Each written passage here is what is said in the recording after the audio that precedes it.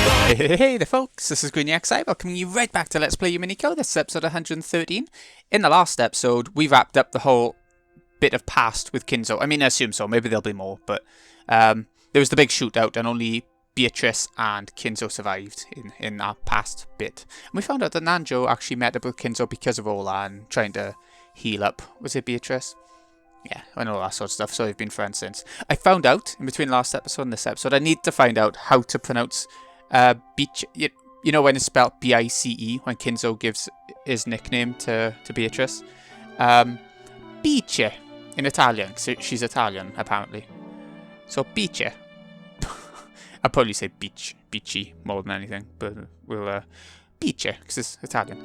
And apparently it means she who brings happiness, which is lovely, because that in one way that suits her character in the game, how much happiness she brought Kinzo. In another way, she potentially brought about a ton of murder, so it depends how you look at it.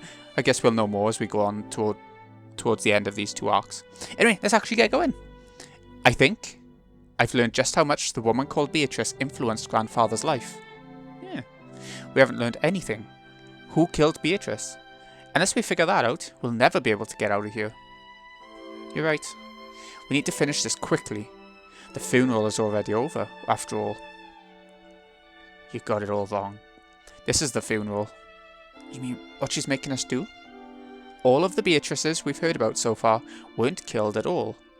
We're trying to understand where the word killed factors in. That's the real funeral, as far as Burncastle's concerned. No one knows about her being killed. And that's the truth we're trying to expose. You're pretty sharp, aren't you? It hardly feels like I'm talking to a piece from the lower plane.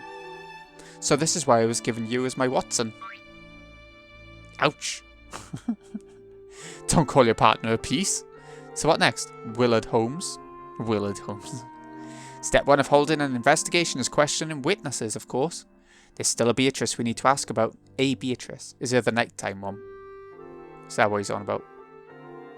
The ghost at night. To indicate whom they should talk to next, Will nodded in the direction of George, Jessica and Maria. Maria seemed to be lecturing the others about something.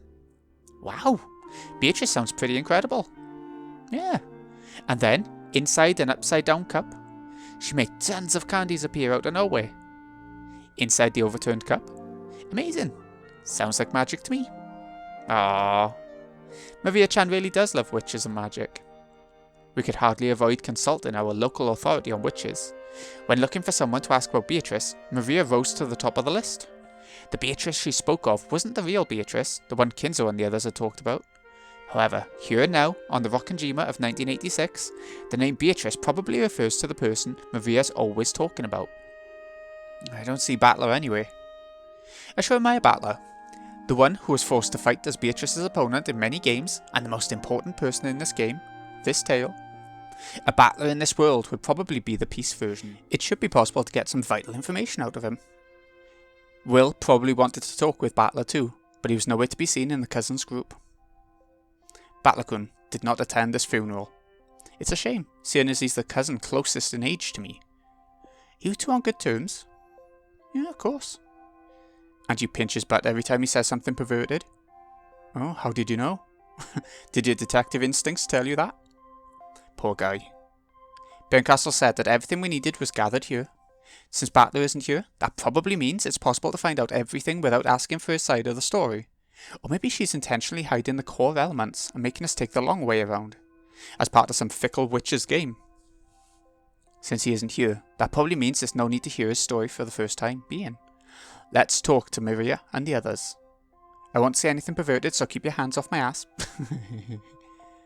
You know what? I was reading something on Reddit about whether Leon is male or female, and I was like, he's referred to as Jessica's older brother. It's right there. Why not try choosing your words a bit more carefully? With a roguish smile, Leon pinched the air, index finger against middle. Ah, it's our successor, Sama. You done babysitting the old geezer? Gah! Oh, that took a while. Took a while hitting the floor. At least Leon was impartial. No mercy, even for Jessica. Will felt a bit gratified. I see. Since you're the successor and Krauser's child, then Jessica is your little sister. He was so used to Jessica being an only child that, though the scuffle between the two looked perfectly natural, something didn't feel quite right about it. Jessica, can't you talk a bit more like a little sister's supposed to? And while we're at it, why not try talking more like a girl your age? How many times do I have to tell you to stop calling me Successor Hammer? Shut up! I'll live the way I want to. I'd suffocate if I had to act all refined like you, Successor Sama. Eep? Ouch! What a perv. Ow, ow, ow. This is going really slow. Stop it, don't pinch me. This is little sister abuse. Pervert, stop it. Ow, ow. Give him a slap. He obviously deserves it. Jessica, why are you talking like that in front of a guest? Do you want Mother to scold you again? Do you? Oh, she's crying.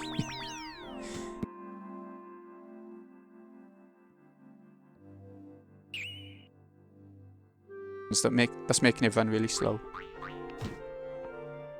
Looks like those two are close, in their own special way. Well, Leon is an excellent person to be the successor, without any faults. I guess I understand how Jessica-chan feels. Leon might be a bit too perfect sometimes. She gets compared to Leon no matter what she does, and that made her rebel. If Jessica-chan had been born an only child, I'm sure she would have become a composed, quiet young lady. I'm sure she would have! That's an interesting thought. Don't worry, that wouldn't be enough to change her personality. George Oni-chan. Who is this person? This is the first time we've met, right? But you seem to know a lot about our family. I'm George, and this here is Maria. Pleased to meet you. Call me Will. I'm investigating Beatrice. Please tell me what you know. Beatrice? Ooh, see? Beatrice exists. Ooh, ooh, ooh. Though Maria had looked hostile towards this unfamiliar man, as soon as she heard the name of the witch she loved pass his lips, her eyes began to sparkle. Hey, Maria-chan. You gotta greet our guest properly. Hello, my name is Ashuramaya Maria. Ooh. I'm glad to meet someone who knows Beatrice. Handshake. Ooh. Maria suddenly stuck out a small hand and Will reached out for it reflexively. As soon as he did, he felt a bright light seeping out from the gap between their hands. The theatre-going power that Burncastle had given him had affected Maria. Beatrice is the Witch of Rockenjima. She plays with me every time I come here. She's my best friend and a fellow member of Mariage Sorcier. Ooh.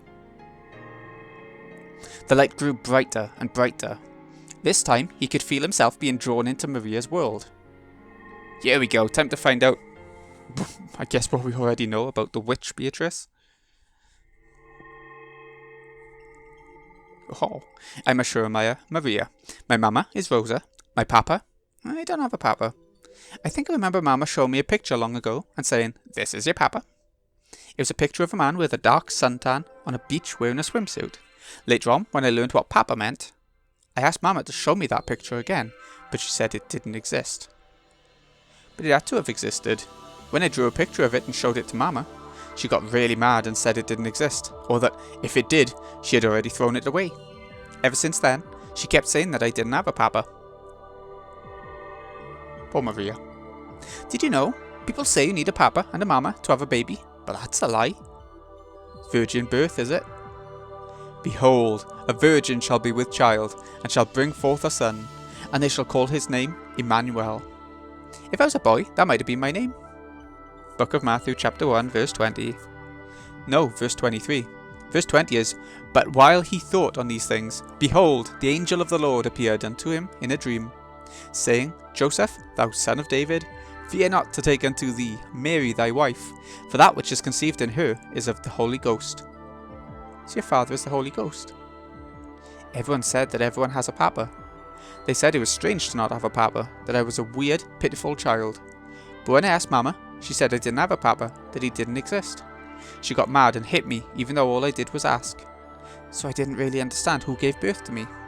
I was an immature and misplaced creature, not a proper human. I realised I was a strange, pitiful girl, different from everyone else. It doesn't matter who your parents are, or what other people say. You are who you are. It must have been hard to teach that to a young, immature kid. My kindergarten teacher might have said that to me when I cried after being bullied. But even those words of encouragement couldn't fill the blank space. No, the questions. Those words couldn't answer the questions in my mind. And the book is what gave you the answers. A priest came to see me. Oh? This is news. It was probably part of some lesson to enrich the minds of children through an edifying tale. To most of the children, it was just an ordinary fairy tale they might have heard from one of their teachers. Actually, I think we were just bored because it was too hard to grasp. Then at the end, the priest said something important. That God knows everything. Yeah. So I asked him, I only have a mama. I don't have a papa. Mama gave birth to me without a papa. Was that a strange, sad thing? I asked. The priest taught me. There's nothing strange about a child having no papa. After all, Jesus Christ was born of a virgin, and the one who gave birth to him was the Virgin Maria. I was surprised. Maria, the name I was given, had been showing me the answer all along. I was so shocked, I asked the priest to say it again. He said that the Virgin Maria gave birth to a baby by herself. So I asked him if that meant I could give birth to a baby all by myself too. And how'd he answer that? He said the Virgin Maria was with child because of the Holy Ghost. The second part of the book of Matthew, chapter 1, verse 20. For that which is conceived in her is of the Holy Ghost. That surprised me again. What do you think that means? You interpreted this to mean that Yeshua Maria had no human father, that your real father was the Holy Ghost. Regardless of the Bible's original meaning, this young, sad girl, whose lack of a father had caused her to lose her sense of identity, had finally created a way to understand herself. Once I realised that, I knew why I was different from all the other kids. The ones who made fun of me were all children of Joseph, but I alone was different. I wasn't worse than everyone else. I was a child of God, a child of the Holy Ghost. When I got back, I told Mama. I had no papa. Mama gave birth to me thanks to the power of God. It was probably painful for Rosa when Maria asked about her father. Why did Maria have no papa and everyone else had a papa and a mama? Every time she was asked this, Rosa flew into a rage and changed the subject. Then for some reason, and all on her own, Maria had found an answer that satisfied her. She had no papa. She was the child of Mama and God. It isn't too difficult to imagine that Rosa, after hearing this young girl's explanation, might go along with it as though it were true. Beto said that the minimum number of people needed to create a world is 2. I thought she meant that you need 2 parents to create a child. That's when I thought of it. Beto may be a witch, but she's a witch born of a human. Beto isn't the child of the Holy Ghost. But I'm different. I was born from Mama alone. I was born of the Holy Ghost. Beto can't create a universe without me, but God is always by your side. I can make a universe all by myself, along with the Holy Ghost. Beto called me the Witch of Origins, and she also said that eventually I might become a creator who could create anything alone. All by myself, I can create something out of nothing. Beto can take that and extend it into infinity. Angie was the witch's apostle, who had spread the word far and wide. And that was mariage sorcier. There's a huge difference between 1 and infinity. That's why Beto is so great. However, compared to the difference between existence and non-existence, 1 and infinity are nearly the same thing. I'm the child destined to become the best witch. No, the greatest creator in the world. Mariage sorcier was the nest to prepare me for that. I'm Ashura Maria. Maria who stands by God's side. If we liken Maria's sense of identity to a universe, then this endless stream of words coming from her might be like the Big Bang. She spent so long tormented over how to interpret her lack of a father. Then by chance she saw a line in the Bible that looked like it secretly referred to her, and she finally formed an understanding for herself. The sad girl, who had hated herself for being different from all of her classmates, finally found a meaning for her existence. At that moment, Maria's universe, which had once been nothingness, was born as a clump of ultra-hot, ultra-high pressured energy. Then later on, she went to Rokkenjima, met the endless witch who called herself Beatrice, and the clump of energy exploded in a big bang, giving birth to their magical compendium. That was the universe known as mariage sorcier.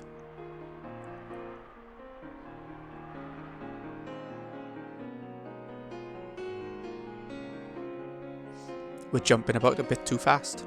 Let's take things one at a time. Sure. Where do you want to start? After you decided that you were the child of the Holy Ghost, it's easy to imagine that you gradually became more and more interested in the occult. And then what? Once you reached that state, where did you meet Beatrice and how did the two of you interact? It really did happen all of a sudden, one day. I wanted to meet the witch called Beatrice, who lived in Rockinjima. I wanted to meet her as a fellow witch. At that time, you already knew you were a witch? I did. Even then, when it came to the Bible and the occult, I already knew as much as an adult. So even though I couldn't use magic, I believed that I was a witch. It's a bit funny, isn't it? That's why I was only a witch apprentice. When did you meet Beatrice? Don't really remember when. But I do remember what it was like. It was really, really sudden. There we go. Let's see it then. Huh? So, you are Ashura Maria, I presume. It was so very sudden. I was just drinking some milk tea all alone in the rose garden arbour.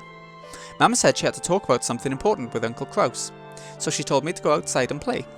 Suddenly, she was sitting right there. I didn't know anyone who spoke that way. I quickly realised that she was someone I didn't know at all. Who are you? You're the one who wanted us to meet. Here I am, welcoming the witch who came to visit my island, and yet you ask my name? Beatrice? Precisely. I'm Beatrice. Yeah, that's pretty sudden. Yep, really, really sudden. There are witches and spirits right next to us all the time. They just choose not to show themselves. And when they do show themselves, it's always sudden, as though they've been there the whole time. That's what I learned that day. And then, you and Beatrice became friends? Yeah. She stayed and chatted with me the whole time until Mama was done with her work. We talked about magic and witches, and about how I was a child of the Holy Ghost. What was your impression of Beatrice then? I don't like saying it, but my knowledge, at least, was better than hers back then. At first I thought she wasn't a very good witch. Well, that was just my conceit. There's so many different kinds of magical compendiums. Plus mine was based on self-study. I probably only viewed Beto that way because her magical compendium was different from mine. It wasn't long before I came to regret that and apologised. Apologised? Did Beatrice do something to win your respect? I see. So she showed you magic.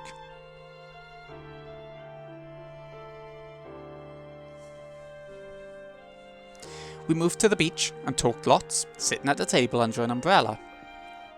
Very interesting, Maria. I see you have been quite diligent in your studies. At your age, to be capable of teaching a 1,000-year-old witch such as myself is truly an accomplishment worthy of admiration. So what sort of magic can you use? Magic? If you call yourself a witch, you must be able to show me some sort of magic, correct? I was stunned for a second. Of course, it should have been obvious. I was a child of the Holy Ghost, and since I'd studied so much of the occult, I was also a witch, not a human. Until that day, I'd been so sure of both of those things. So when I was asked what sort of magic I could use, it left me in a daze. When one knows of magic and can speak of it, they finally reach the rank of apprentice. One is only a witch if they can put such knowledge into practice and use magic, correct? So I'm not a witch yet? You've studied well, and I can sense a very rare talent within you. One day, you may become a witch so great that even I could not compare. Or perhaps even a creator as you have told me. However, you are still young and immature. You are, yes, you are an apprentice. A witch apprentice, you might call it. So does that mean you can use magic, Beto? Of course. I cannot call myself a witch otherwise. Incredible. Show me. I want to see your magic. Until this day, Maria had never doubted the magic-themed idea that she was the child of the Holy Ghost. However, no one had ever proven to her that occult phenomena actually existed. Maria could create a universe all by herself. However, she wanted to share it with a second person so that she could believe in it even more strongly. Once, I could have drawn a rainbow in the sky, transformed it into 7 colours of candy, and eaten them at my leisure. However, my power has weakened so much that I cannot even preserve my form to my satisfaction. You told me about that. You can't use your full power because of the shrine. It'll take quite some time before my power returns. At this moment, I cannot turn rainbows to candy. However, perhaps I can show you a bit of that power with some simpler magic. I want to see your magic. Very well. However, I must ask for your assistance. As I have already told you, no matter how pure your soul might be, all humans are tainted and filled with the toxin that resists magic. And I remember, you told me about the anti-magic toxin. It wasn't in any of the books I've read. You must really be incredible to know so much. Beatrice lifted up an empty teacup, then turned it around in front of Maria to show that there wasn't any tricks or strings. She's gonna do the candy thing, isn't she? In a cup. Right, the magic to make candy appear inside an overturned cup. How did you know? You're incredible, Will. You even know about witch magic. It's the most basic sort of witch magic, after all. It was just a normal cup without any tricks in it. I wanted to see true magic. There was a thing Maria desired. To strengthen her belief that there was an occult side to her, she wanted to see the occult outside herself as well. That's why she agreed to help Beatrice with her magic. She didn't want her own toxin to ruin her chance of learning the miracles of magic. Good. Then try looking inside that cup. Ah, there's candy. There's candy. As a gift to mark my meeting with a new witch, and as a sign of our friendship, I offer this to you. This was a true miracle of magic. For the first time, I felt shame and embarrassment at my conceit. I could feel that sense of omnipotence disappear. The idea that I was the child of the Holy Ghost and the most important and special person in the world. Instead of a child of the Holy Ghost who can't actually do anything, I'd rather be a witch who can use magic. Ashurmaya Maria wants to become a witch. Starting off as a witch apprentice, I was already fascinated by Beto. I want to become a real witch too. I want to be a disciple. How modest. You already have an abundance of talent and diligence. Also, though it may have been different when I was at my full power, I cannot take on a disciple in my current state. So I can't become a witch's disciple? Correct. You cannot become my disciple. However, you can become my friend. Really? Indeed. From this point forth, we shall be friends. Let us continue to discuss the deep and profound world of witches. Oh, thank you, Beto. Can I eat this candy? No, let that be a souvenir. Instead of eating it, keep it in that adorable bag of yours. Okay, I'll eat it at home. Ooh, whoa, whoa, whoa, whoa. Maria, that candy was brought into being by magic. Therefore, it is fragile. If you deny my existence with that toxin of yours, it will melt and fade away. Oh, no. I don't want Beto's precious magic to disappear. Then be sure that you do not forget your meeting with me. As long as you keep a little promise with me, I shall be here to greet you when you return to this island. Oh, I'll keep it. What's the promise? Well, at the start, when you get home, wash your hands, then rinse out your mouth. You must not complain about this, for it's an important part of a witch apprentice's training. I'll do it. Every day, when I come home, I'll wash my hands. I'll rinse out my mouth. If I do that, will I see you again? I promise it. If you keep your end of the promise, your body will be cleansed, and I will regain even more of my magical power. If that happens, I'll show you even more incredible magic the next time you come. No, I'll keep my promise no matter what. I'll do it. I'll become your friend and a witch apprentice. Your resolve is heartening, Ashurmaya Maria. I hope you will grow to become a full witch, my close friend soon. Okay, but how did they meet? Really? I think that was the first time I met Beatrice. And was that candy still there when you got home? Yeah. But I doubted a little, so it was all melty. I regretted almost doubting her. If I doubted her more, the candy would have disappeared completely. I almost lost the proof of the magical miracle that had happened before my eyes. A piece of candy melted? I think it was more of a caramel than a normal candy. It was all lumpy, just starting to melt. About what time of the year did this happen? I'm not too sure, but I remember that the milk tea had ice in it. Why does that matter? Never mind. Did you tell Rosa about your meeting with Beatrice? Yep. I told everyone about it at dinner that day. Uncle Kraus laughed at me. Then Mama, who was sitting next to me, got mad and told me to stop talking about it. Oh. Next to you? By your family's ranking system, your seat shouldn't be next to Rosa's. It wasn't a family conference. It was when just Mama and I came to visit, so there was only Uncle Kraus's family, Mama and me. There were fewer people, so we didn't sit in the same spots as a family conference. And Rosa was sitting in the seat next to you? Yeah. Why does that matter? It doesn't. Have you ever met with Beatrice outside Rockinjima? No. After all, Beato's body is fragile, so she can't go wherever she wants. I said I wouldn't mind letting her possess me, but she said she couldn't, because she couldn't leave the island. And after that, you met her every time you came to Rockinjima? Yeah. We became really good friends. The more I talked to Beato, the more I realised what an amazing witch she was. She showed me wonderful magic every time I saw her. Then she told me about a magical compendium that was different from mine, and we both talked together about the mysteries of magic. I wanted to reach her level as soon as I could. I wanted to become the kind of witch Beato was. Did you ever introduce Beatrice to your mother? Nope. She said Mama's toxin was too strong, so they couldn't meet each other yet. Almost all adults are no good when it comes to the toxin, because they're all tainted. Hihi. Was anyone other than you able to see Beatrice? I couldn't at first. She said her magical power was weak, so her body would crumble if even a little bit of the toxin reached her. But she gathered magical power bit by bit, and she could eventually appear in front of other people who had small amounts of toxin. And who was that? There weren't many of them. Just a few of the servants. Specifically, all the servants here today. Oh? But not Goda-san, I think. So there were 4 of them. Genji, Shannon, Kanon, Kumasawa. And Dr. Nanjo too. Apparently, they would sometimes come to visit Maria and Beatrice's witch tea parties. Of course, they had only come by for minor things, like bringing some more tea. However, they were certainly aware of Beatrice and even talked with her. How did the servants react to Beatrice? She was a guest who shouldn't have existed. Weren't they surprised? Of course not. After all, Beatrice is the other master of the mansion. She said that the servants treated Beatrice as an honoured guest, and sometimes they were permitted to witness new miracles of magic along with Maria. So on the Rockinjima of 1986, the ones who could actually meet with Beatrice were you, Nanjo, and the 4 servants excluding Goda, for a total of 6.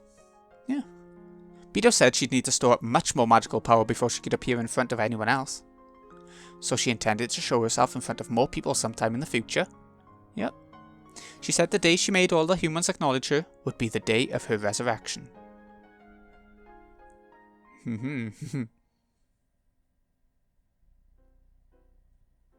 Maria, the servants, and Nanjo had acknowledged her. She had probably appeared before new humans, one by one, starting with those whose anti-magic toxin was weakest. Beatrice's game was to increase the number of humans who could recognize her, until she could make everyone on the island acknowledge her. Of that, there can be no doubt. In that case, the last person Beatrice needed to appear in front of would be Battler, the one said to have the strongest anti-magical power. Does this mean Beatrice thought Battler would be the hardest to convince? It seems true that Battler was one of Beatrice's goals. However, if we go with that chessboard thinking Battler loves so much, Beatrice is trying to make people acknowledge her existence. Therefore, you might say that she's a character who can't exist unless people acknowledge her. Battler reached this idea himself as soon as the first game. Yes, there's something different about the Beatrice of 1986. She's different from the Italian Beatrice or the Ecuadorian Beatrice, both of whom certainly did exist. The Beatrice of 1986, the one we're so familiar with in a mysterious way, yet who has no existence. What does it mean to kill this Beatrice who has no existence? The minimum number of people required to create the universe is 2. However, Maria said that even a single person could give birth to a universe, and yet Maria desired a second person to nurture the world she had given birth to alone, because if it was born and not nurtured, it would die and disappear. Let's replace the word universe with Beatrice. The minimum number of people required to create Beatrice is 2.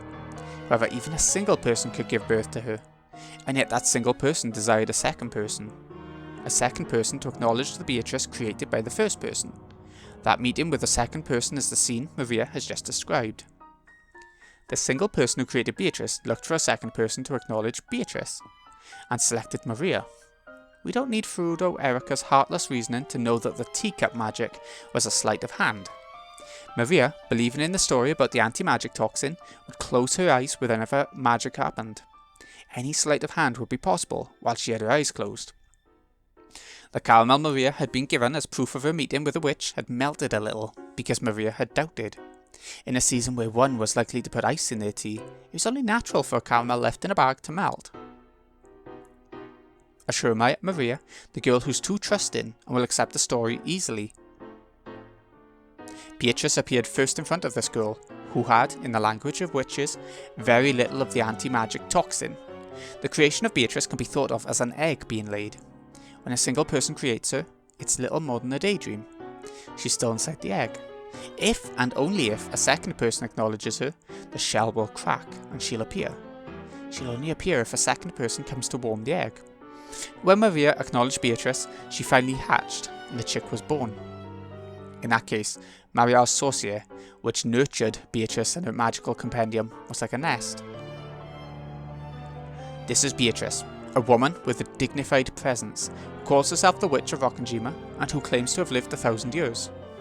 That sounds less like the chick Beto, who appeared in the previous game, and more like Beto the Elder. So did the meeting Maria has just recounted, mark the birth of Beto the Elder? The egg itself had already been created by the first person. Between then and the meeting with Maria, it matured immensely inside its shell into a character with a dignified presence for 1,000 years. Then, when Maria acknowledged it, it hatched, and the Witch of Rockenjima finally gained a form. Perhaps that moment marks the birth of Beatrice of 1986. The younger chick Beto was born out of love for Battler. Since that birth hasn't yet occurred at this point in time, the birth of Beto the Elder and the existence of Beatrice at this moment must have nothing to do with Battler. You enjoying this reasoning, Burncastle? If you are, let's at least have some applause from the spectators. Great, thanks a bunch. I'm finding it hard to keep my head round, to be honest with you. I wish for Beto to grant me a lot of things with magic. That's why I'm helping with her resurrection. What is it you wished for? Lots and lots. Not telling. So you wanted to protect your mama from the Black Witch? How did you know that? You're incredible. Ooh. And you're already sure that you'll never be able to get that world back without a witch's help? Yeah? I love Mama. She's so nice. I want to be with her forever. For all eternity. Now I'd like to hear about Maria's saucier. What's wrong? Don't wanna? Huh? I'm thirsty, so I'm gonna go get something to drink. See you later.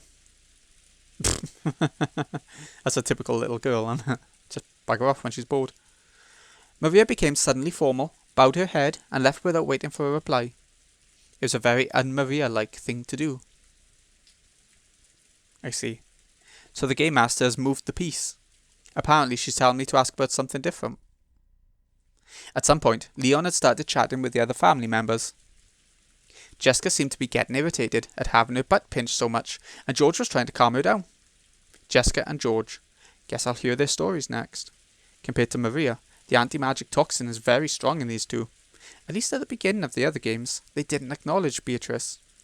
Maria showed me the point of view of one who believes. Now to hear from those who don't. Excuse me. Oh, that's where it's ending. I thought it was going to carry on with how it said it.